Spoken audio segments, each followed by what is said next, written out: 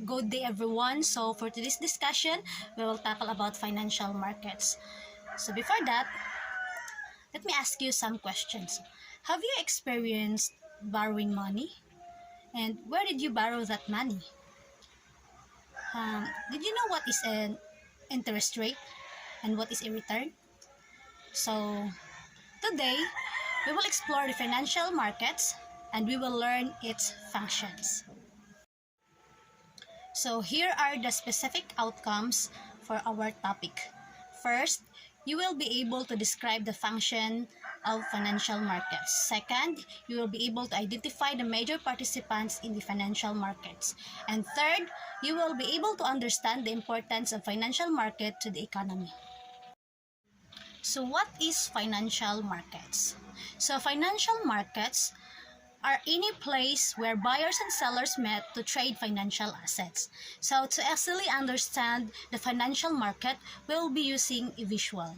So in this visual, we have financial markets in the middle.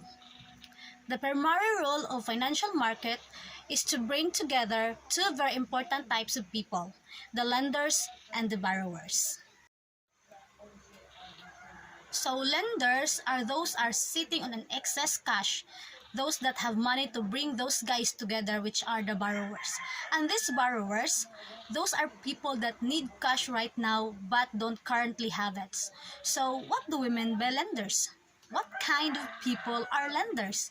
Well, savers and investors, for example, are those guys who are sitting on huge excess cash reserves. And the borrowers, for example, are those individuals who want to buy a house and want to buy a car, but don't quite have the money right now to finance their transactions. For example, the firms who want to invest and grow their business, but they don't have the retained profit right now to do so on their own.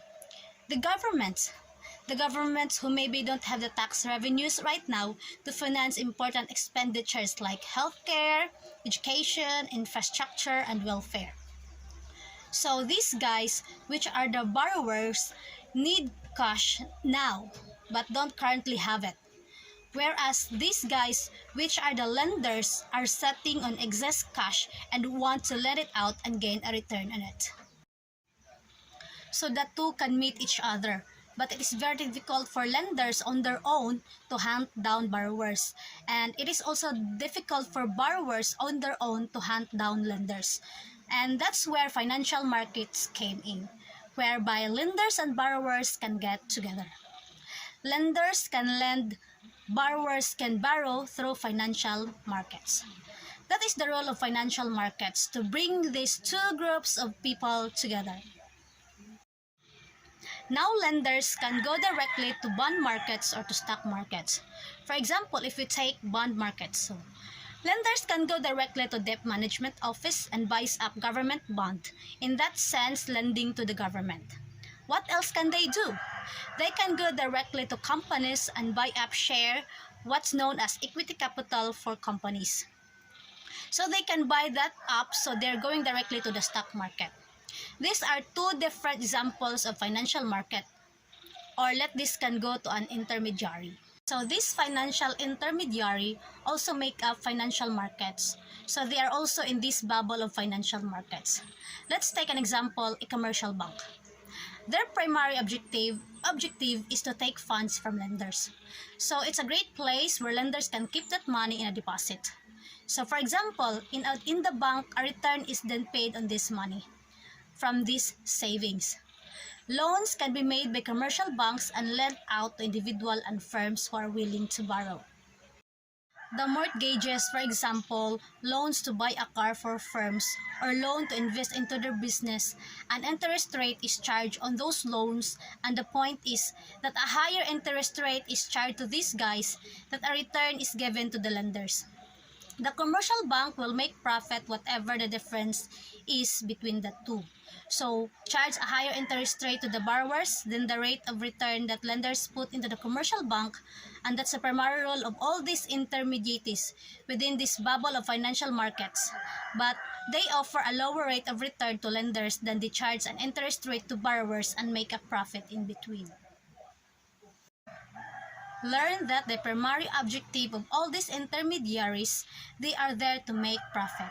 So commercial bank is one example, and invest from bank is another. Pension funds, for example, that will take huge sums of money from individuals looking to save for their retirement. They will invest it normally in stock markets, and then they will pay an annuity to pensioners when they have reached that pension age.